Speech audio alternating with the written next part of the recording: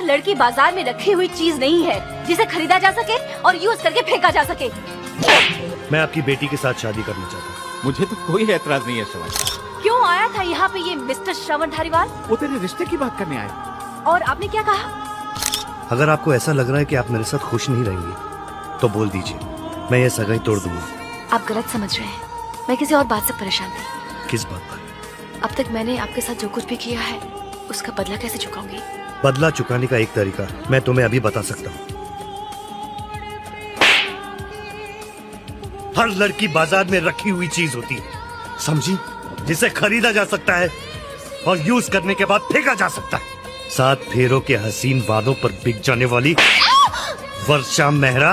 और ये मत भूलो कि तुम भी बाजार में बिकने वाली चीज ही हो।